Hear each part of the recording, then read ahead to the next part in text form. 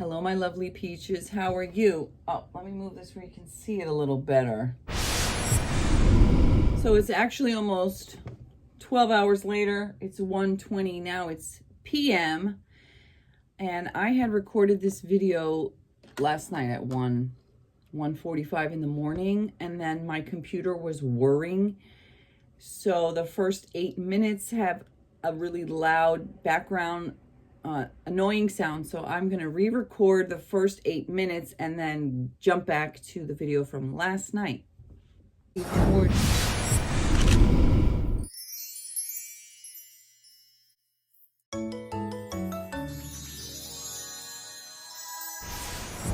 Negativity. You're just making shit up? Like, I don't know. You're just writing a story? Like, literally, where did you get that? You just made that stuff up. That's what it's coming across.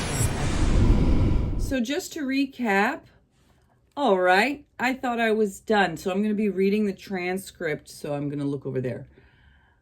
I thought I was done making videos about Karen Reed until the deliberations, until they came back. But people have been commenting on my videos. One person commented quite a bit. Two-turned Karen, hello, how are you? And I wrote a whole bunch of long comments back to her, and she wrote back. And so I really wanted to make this video. And I really want to make it clear that this is no negativity toward two-turned Karen, but I still wanted to make this video. So it's not personal against you, Karen. It is my thoughts on the topic of deliberating on deliberating. It seems to me, I feel that Karen, two-turned Karen, that your purpose is to trying to be like a private investigator, a sleuthy who basically solves the mystery of who done it. Two-turned Karen seems to want to find the answers. You want to solve the mystery. You want to see who actually killed John O'Keefe, okay? However, the job of the jurors is they are the finders of fact based on the evidence that was presented at trial. They are meant to be deliberating in a legal setting on the facts and the evidence and the testimony that was presented to them in the trial, and they are not meant to be doing any outside investigations. They're not meant to speculate. So I'm going to read my comments, and then I have more to say. So if you're interested in hearing me talk about deliberating on deliberating in general, but also in this specific case, then enjoy the video. So Quentin Broome wrote, reasonable doubt aspect is too flexible in our system, especially high-profile cases. The doubt should be compared to the evidence in measurement to give a verdict credibility. And then you mentioned that the phone that I said was right underneath him unscathed. Quentin mentions that it was supposedly in his pocket. Again, how do you know that? Like, how would anybody possibly know that his phone was in his pocket unless they were there at the crime scene? Because that is totally speculation. So then my response to that was, but reasonable doubt is subjective. How can one person tell another person that their idea of reasonable doubt is not reasonable? How else can it be other than flexible? And I'm actually asking this. How is one meant to compare evidence to credibility versus doubt without deciding whose opinion is correct and who gets to decide who's credible? So, how do you get to decide, for example, Trooper Paul versus Crash Daddy and bioengineer guy? So the jurors get to decide.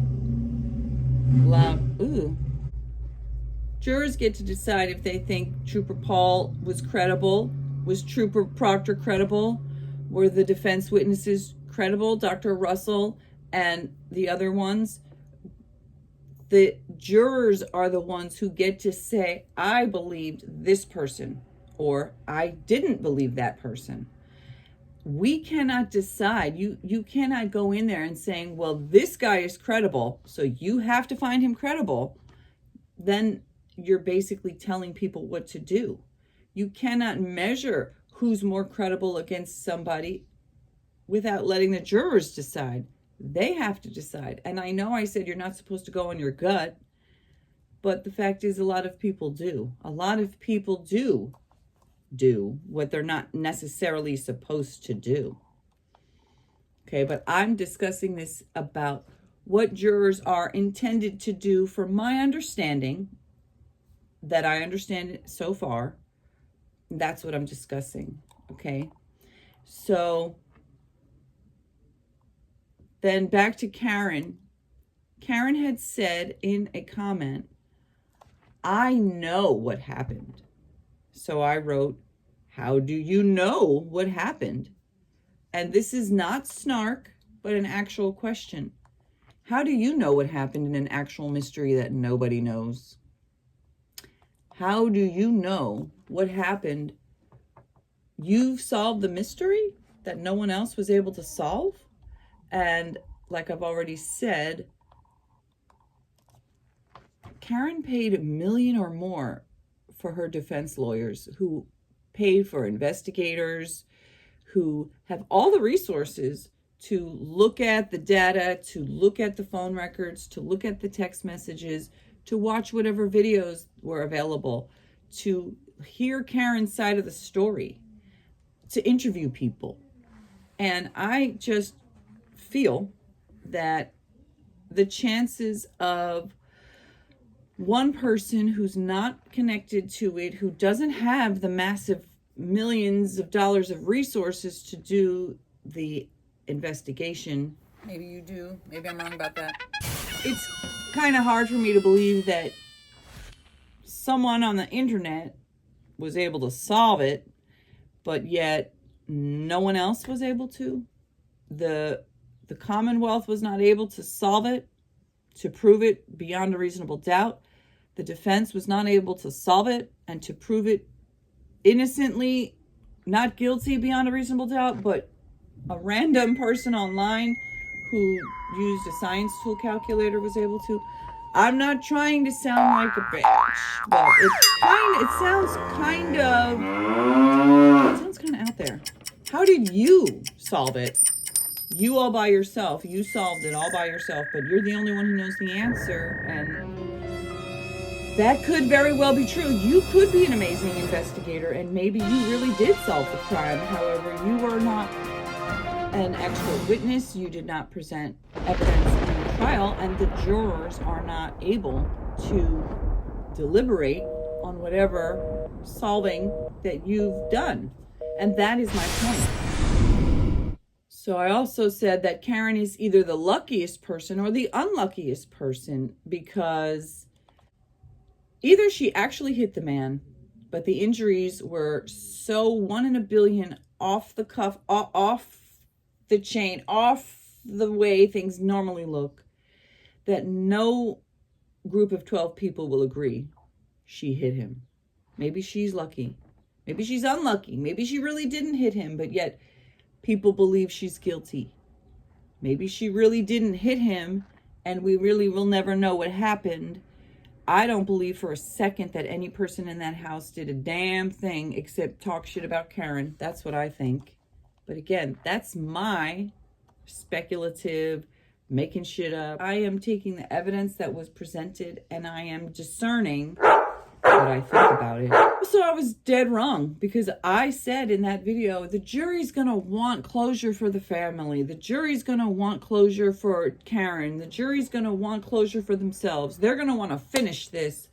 They're gonna want to make a decision. They're not gonna want a hung jury. Well, I was wrong as a fucking gong, because they came back saying, we can't decide.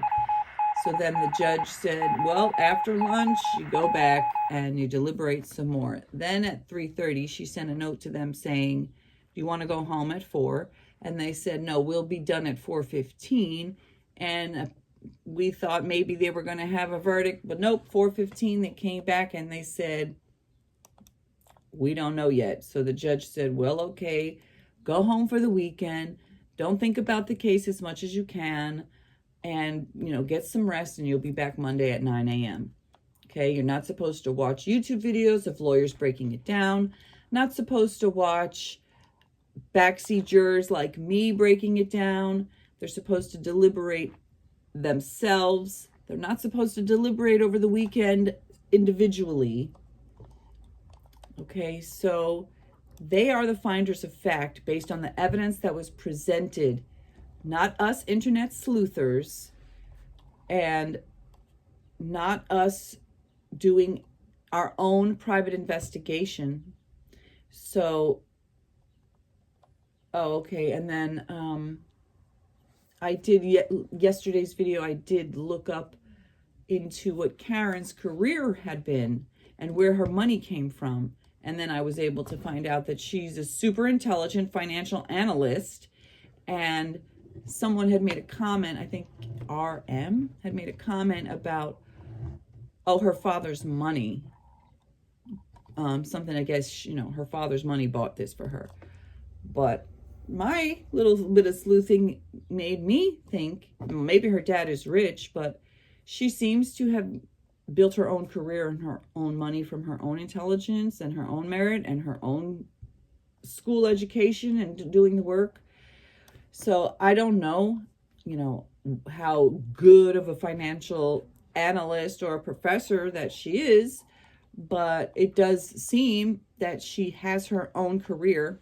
So maybe you just wanted to discredit her because you think she's unlikable. Maybe she really did get ahead because she had her parents' money.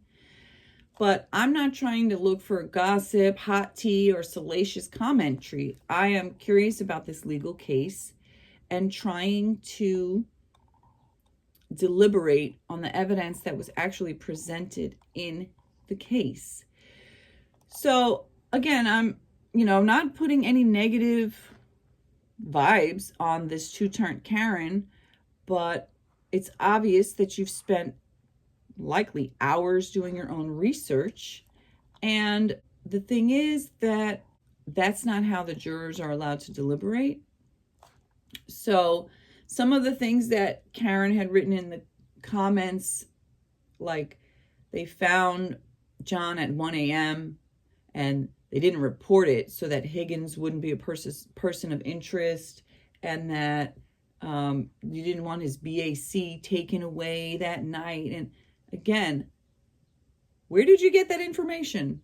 How do you know that they found him at that time? Like, were you there? Did you see videos? I know that you're talking about, well, there was this call, and you're piecing together a story, but it sounds, again, from this side, sounds like you're just writing a story and making shit up. And like you're just pulling shit out of, maybe you're taking one point of data and another point of data, and there's this big gap, and you're filling in an entire narrative that did not come from evidence, did not come from testimony, did not come from videos, came from your imagination? I don't know. But that is, if jurors are talking about made up narratives, then they are off the path. They've lost the track. And you mentioned a science tool calculator, some estimates of this measurement and that measurement. And, if that evidence is in the jury room with the jurors and they are able to do some science tool calculations and decide that, oh, she absolutely hit him, then that's what they will do. But the point of jury deliberation is to deliberate on the evidence that was presented in trial, nothing else. Not writing stories, not filling in gaps, not becoming the author, not being a soap opera writer. Those things are interesting, and they can be fun, and they can be salacious, and they might make a good YouTube video, but that's not the juror's job. Now back to late last night. So, and all that other stuff, that's like totally speculation, and no ill meaning towards you by saying this, but you're just making shit up. Like, I don't know. You're just writing a story. Like, literally, where did you get that? You just made that stuff up. That's what it's coming across to me. Like, okay, but they didn't talk about that. So you got that from somewhere, but that was not presented in trial. So the jurors are not, if jurors are talking about stuff like that, then they lost they are off the track, because that's not what jurors are meant to do. Jurors are not meant to fill in gaps and write stuff up, make stuff up. Okay, so I said, none of that proves that she hit John. So you're talking about triggers and a very rare sequence of events that coincide with the testimony. And then you talk about Trooper Paul. And I do not feel that Trooper Paul was credible. So I said that I didn't feel that Trooper Paul was credible. And then you said, describing your version, your theory of how you think that the accident happened. You mentioned something about the bruise on his hand coming from some type of impact, which I said I believe that the ME said that the bruise was from them trying to get an IV. And there were no fractures in his hand. There were no fractures anywhere on his body. I don't believe that he would get just a little bruise with a pinprick from an SUV smacking his hand at that rate. That was hard enough to crack his skull. I one time had someone coming to the park to meet me, and they pulled up, and for some weird reason, she just like didn't stop her car all the way. She was literally rolling at like 2 miles an hour, and she went to open her door. I don't know what, she was like getting really confused. So she like saw me, and she starts to open her door, even though she was still rolling at 2 miles an hour, maybe even less.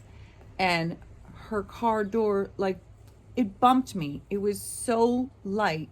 And I ended up with a big bruise for over a week from just a tap at 2 miles an hour from a car door that really just went like that. And the idea that an SUV would hit the back of his hand and just leave a tiny little bruise and nothing more, but yet it was going fast enough and hard enough to literally make him fall so that he cracked his skull and died. I just don't believe that the evidence coincides with that. It just, and I know I'm going back and forth about, but I think she did hit him. I think somehow, maybe some weird way I don't know.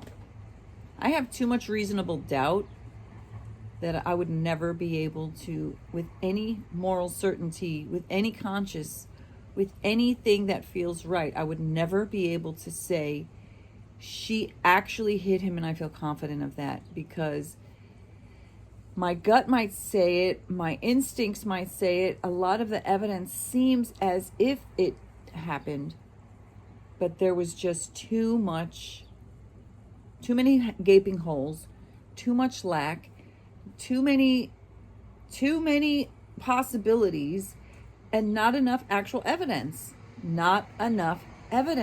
And the flimsy attempt at trying to say that Karen did it on purpose, it was just exactly that. It was as flimsy as a snowflake. Nope.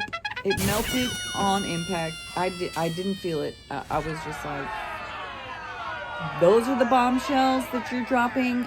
They are duds. They're all duds. Every bombshell exploded in a puff of what?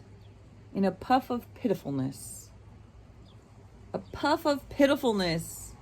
I'm not gonna ever feel comfortable saying, convict this lady, send her to jail, on a puff of pitifulness. And then I said there was no glass in his wound. If there was glass in his shirt, they never showed that evidence. There was no blood on the SUV. And so I feel very, very like going back and forth, because I feel like his injuries are not consistent with getting hit by an SUV, although the crack at the back of his head and the fact that his shoe was off and the fact that he was found outside dead, that sounds like he got hit by a car. But so the other thing is, you cannot go off of a hunch or well, my gut tells me she's guilty. Okay, but that's not admissible as a verdict as a juror. Like I'm taking it serious as if I was an actual juror, not just a backseat driver. I think I might put my hair up because it's kind of looks crazy. You know, like it's easy to say, oh, he should have done this or that or the other thing, or you know, to do your own internet research and then fill in the gaps. But a juror is not supposed to do that. If the Commonwealth was not able to do the research and the investigation and come up with actual proof to fill those gaps in for the jurors, then, you know, the internet sleuths out here doing it and then coming up with a story that doesn't help those jurors come up with an actual verdict, because they are not supposed to do that. So I continue on. I say the photographs of his injuries, John's injuries, did not appear to be from a vehicle collision. Plus, Trooper Paul's reenactment was so flimsy, it just did not convince me. So I still feel like somehow she did hit him, and that even though those injuries are inconsistent, but so that is reasonable doubt. So like I would have to say, even though I feel like most likely she probably did hit him, I still have reasonable doubt. So, and I can't go off of most likely.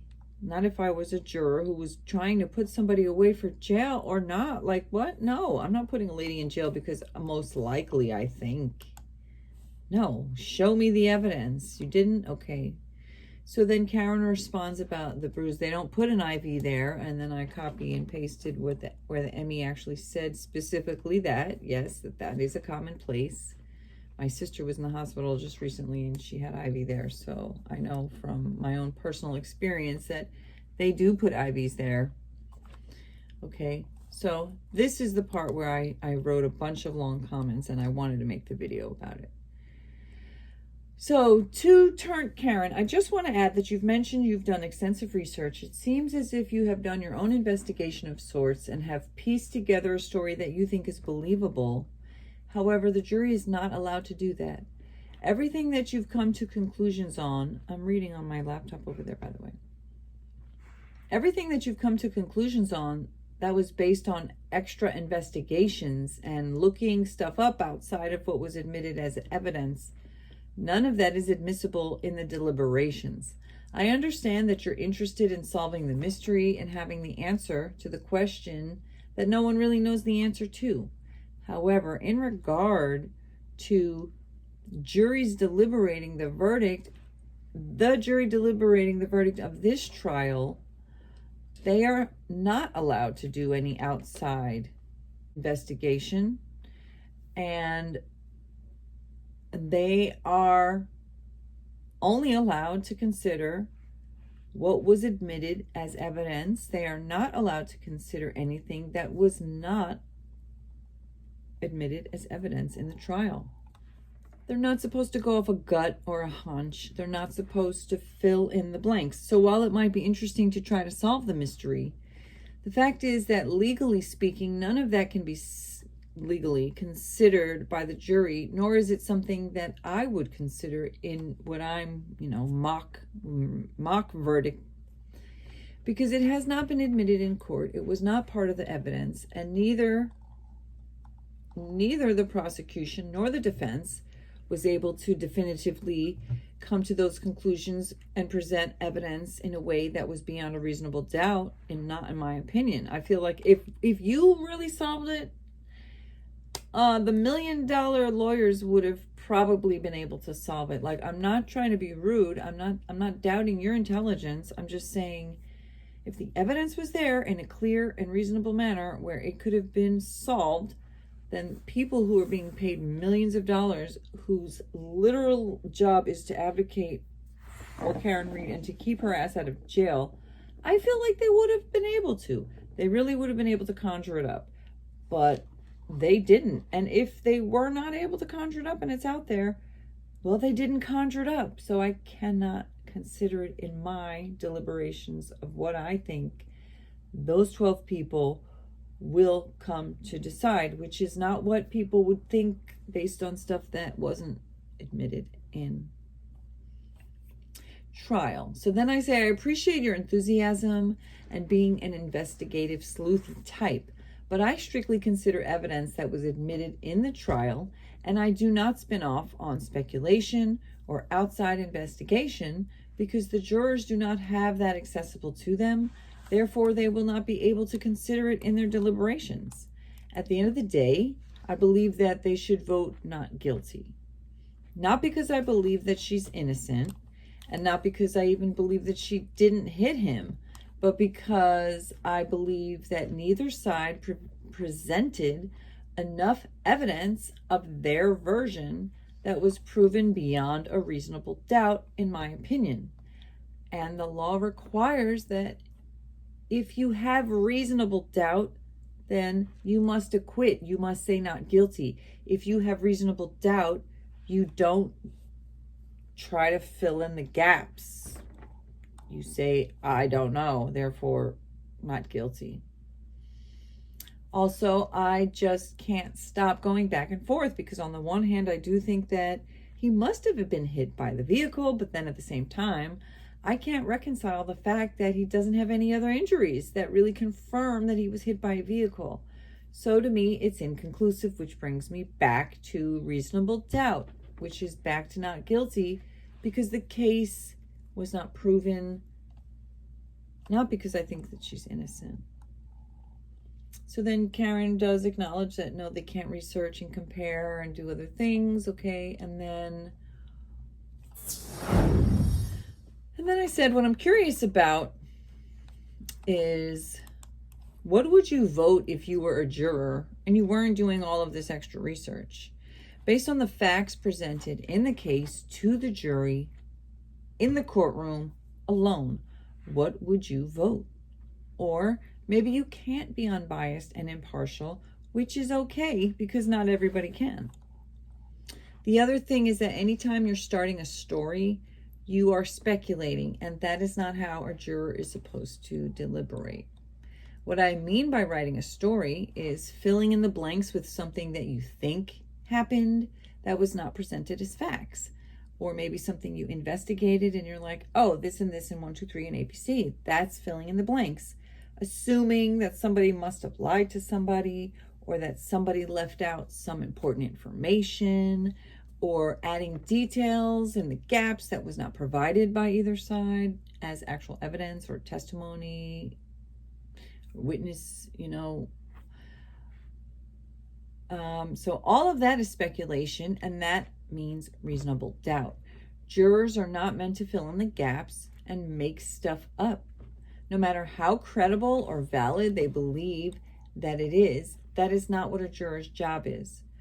We do know that there were some things that Crash Daddy and bioengineer accident reconstructionist dude were not told, like there was a hair on the car, but they did say, regardless of that, the injuries to the body and the damage to the vehicle and, what they saw just did not make sense. So that's why I said she's either the luckiest person in the world because she hit him, but his injuries don't look like it, or she's the unluckiest because she didn't hit him, but somehow people are going to believe it.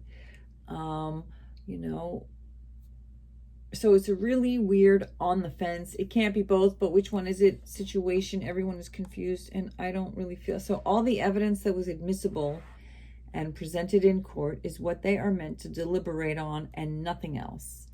And the fact is that they did a shitty job. The defense did a good job, except for I feel that where they went wrong was going so hard in on this whole Brian Higgins and Albert, the whole entire cover up, somebody else did it, third party culpability, I think that's a big problem, because it seems to me that they could have just simply focused on his injuries don't look consistent with the vehicle. The ME said that it's inconclusive. The crash daddy and the bioengineer dude said that it doesn't look like he got hit by a vehicle. The brain chopping up lady said it didn't look consistent with getting hit by a vehicle. And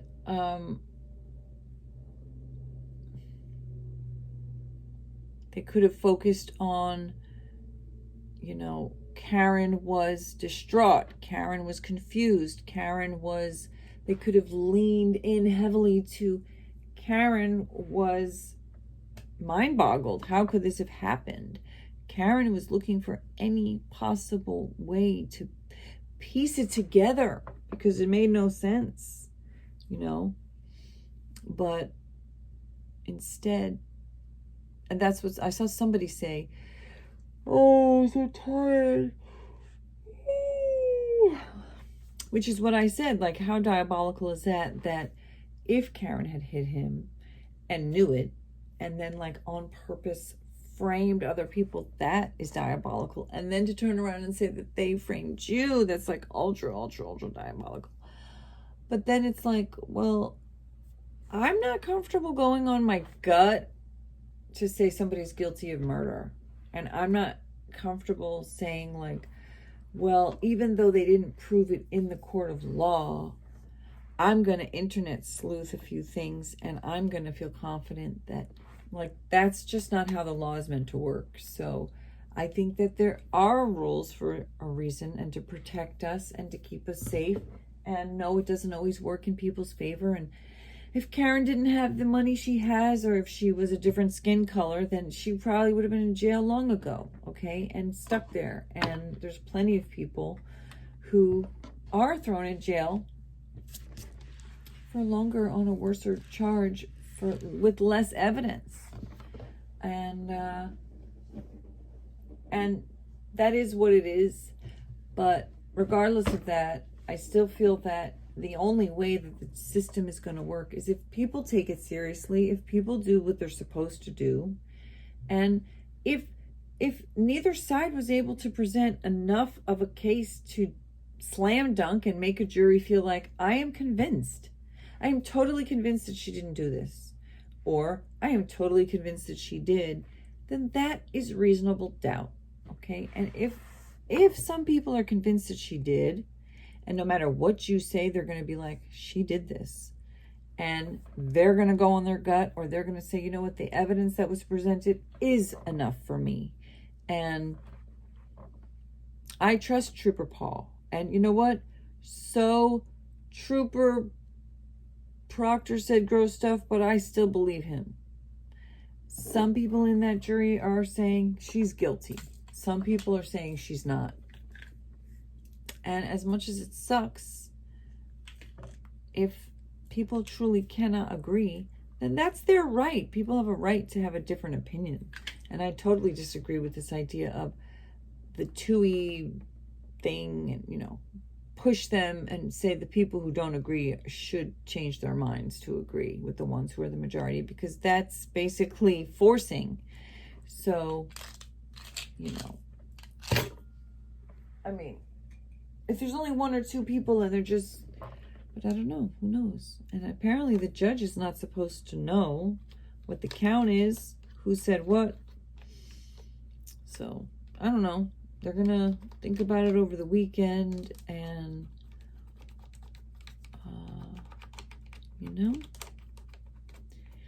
I'm going to guess that, maybe their family and friends won't say shit. Maybe they won't hear things. Maybe they won't see the news. Maybe they won't be on the internets. But, we don't know why people feel the way they do. Maybe there's somebody on there who's like, I don't care what you say. Somebody saying that disgusting stuff that Trooper Proctor said, he absolutely must have broken the taillight. He planted that evidence. And if you believe that Trooper Proctor is gross and disgusting and vile and was willing to do anything to make Karen guilty, then you're going to throw out the taillight And if you throw out the taillight, then what do you have? Then you're going to believe probably that she busted her taillight or she cracked her taillight on John's car. And then you're going to believe that Trooper Proctor did on purpose lie about a whole hour. Where's my drink? I left it in the other room. That he took her car, and then he took her car at 4 something, and then lied and said it was at 5 something, so he could hide the hour that he was busting it up and taking pieces that he could go spread across the lawn.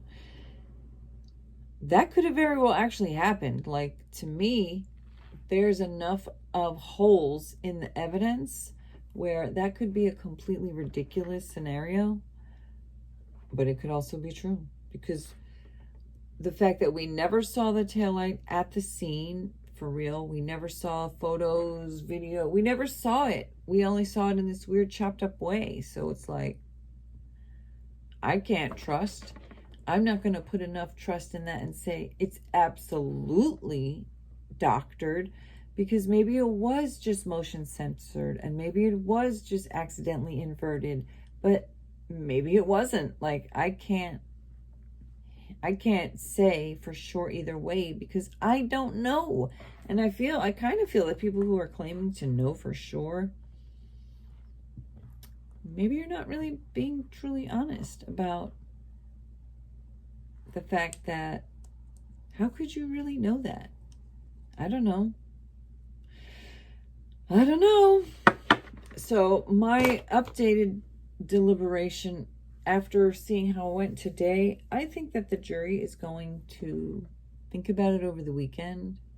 And I think the people who are dug in on, not guilty or reasonable doubt, they're not going to change their mind. They're not going to suddenly be like, I think that she killed him on purpose. Because if at this point you still have reasonable doubt, you're going to feel like, I've been waiting and waiting and waiting. That's how I felt. I was waiting and waiting and waiting. I made a video saying the hair and the turtle in the hair, and thinking that Lolly was going to come out with some slam dunk and be like, woohoo, Nope. Not a chance. And then I feel like the people who are dead set convinced that she's guilty, I really feel like they're just saying that because she's not a likable person and because she was trying to cheat. And I feel like it's more of a character assassination, to be honest, than actual evidence of a murder. Because what is your evidence that she murdered him? Even if you say she drove backwards at such and such speed for this amount of feet, his body does not show that is how. She clearly did not hit him at 24 hours. She didn't drag him. She didn't hit him that hard. So it's like, so what that she went that fast and backwards if she did? His body was obviously not injured in that moment because there was no physical evidence. Like, the thing about human bodies is we're sort of soft. Yeah, we have bones and stuff and things, but I know in the movies people literally jump and fall from stories and they get beat the fuck up, and it's like they go through the most ridiculous, insane, like Amber Heard testimony level kind of bullshit, and dragged on broken glass and slammed on walls and dragged upstairs and downstairs and arred with glass bottles and all this stuff, and they're still just like scar free running around, and they're like, what? But not in real life. In a cartoon, yes. In a movie, yes. In real life, no. You are not getting hit at 24 miles per hour by a 7,000-pound SUV backing into you and push and going 62 feet and flinging. There's just no way that you're just going to have what he had on his body was not consistent with that. I think that maybe she did bonk the back of his head in some manner, and maybe he was drunk. Like I said, maybe he was drunk and he was leaning back and he was like, whoa, when he went to walk away. And she was pissed that he was going. And, you know, and it was like, and she hit his head. And he then...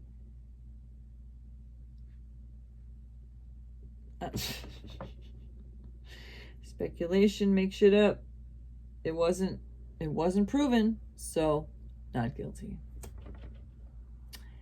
That is the more that I think about it, the more that I responded to comments, like that other person RM said, you know, I seemed like I got it at first, like she did this to cover up all the cheating shit. But then I did a 180 and I said, no, not guilty. But that's because they didn't provide any evidence. Yes, I thought at first blush those texts were like, oh my God, is that why? But then everything that came after it was like, no. Not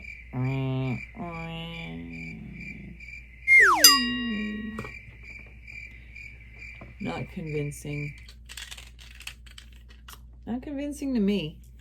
So obviously somebody's convinced of something that somebody else is not convinced of because they haven't been able to decide yet.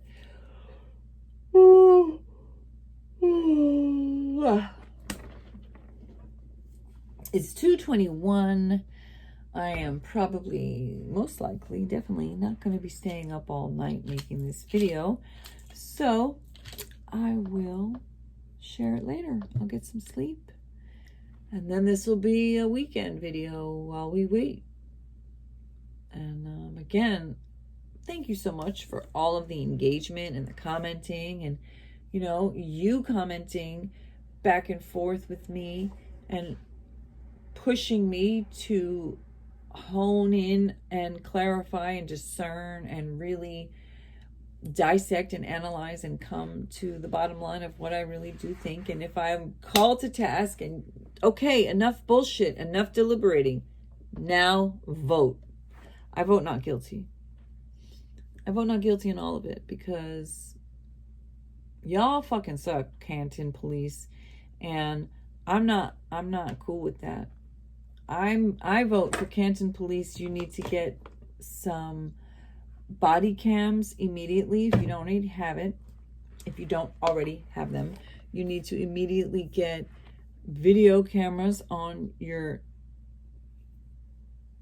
all of your troopers and cops' cars. You need to have video cameras in interrogation rooms, and you need to have evidence logs that have chain of custody that are very tightly controlled and documented. You need to take photographs and videos of the scene of crimes, and you need to write down evidence in police reports, and you need to properly document when people say stuff.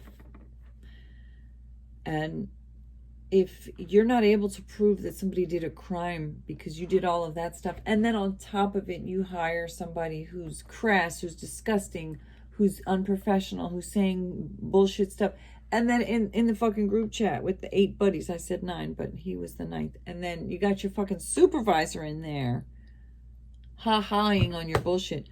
Well, you know what? Fuck all y'all. Fuck y'all. Because you want to be lawless, you want the law enforcement to be lawless, then you don't get to fucking throw people in jail. That's my opinion. Get your act together, Canton police, and do shit right. And then you can put people in jail. Then you can decide who's a criminal, who's not a criminal. You can't be half criminal up in there in the police offices and shit, and then expecting citizens to have faith that you're putting people away the right way. Nah. I'm voting not guilty. I'm sorry for the O'Keefes. I'm sorry for those kids. I'm sorry for all of the people who love John. But putting her in jail is not going to bring him back. And not putting her in jail is going to send a stronger message, I think, because I don't believe that Karen Read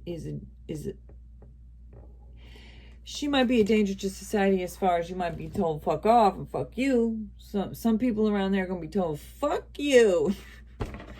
but I don't think she's gonna kill people. You know, and when you also add the fact that every single one of those motherfucking cops was just as drunk, if not more drunk, than Karen, I feel that the absolute hypocrisy of trying to even pin even a DUI on her is absolutely fucking hypocritical. Cops should not have a different set of rules that applies to them. That is a corrupt system. That is no trust. That is, oh, hell to the motherfucking nah. You guys can be all up here drinking whiskey, drinking, then drive, and then you want to put her in jail on that flimsy ass evidence? No. I'm saying no, that's my vote.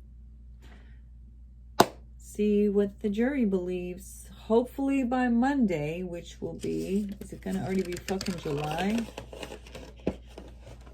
Holy crap. Thursday is the 4th of July. Monday is the 1st. Yikes. Rent is due. And those people need, they probably got shit to do. Okay? So, make a decision. I don't know. I genuinely feel that people who are convinced that she's guilty are kind of like, you're filling in gaps because they didn't prove it.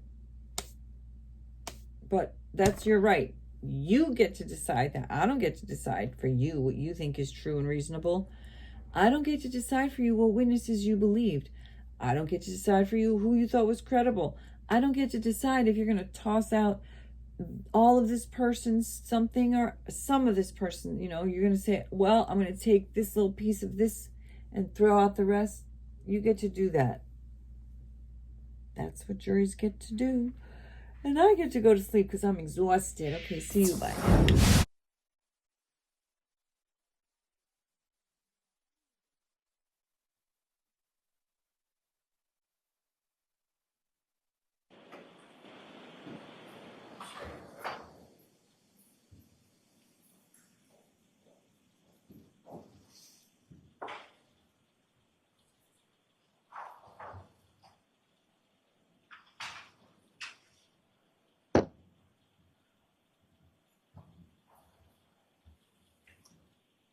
Close the session, please be seated. So, jurors, we all know how hard you've been working. It's been a long day. We're going to let you go home. We'll see you Monday morning at 9 o'clock. To the extent that you can, please just not think about this case this weekend. Clear your heads. We'll start fresh on Monday. So please follow those instructions. Do not discuss this case with anyone. Don't do any independent research or investigation into the case.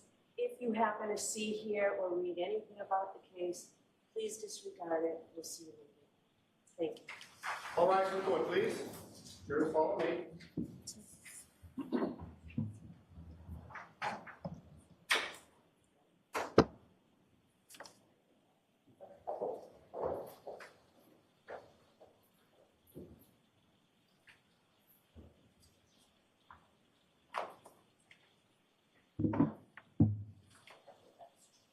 Thank you. Be seated. Court is still in session.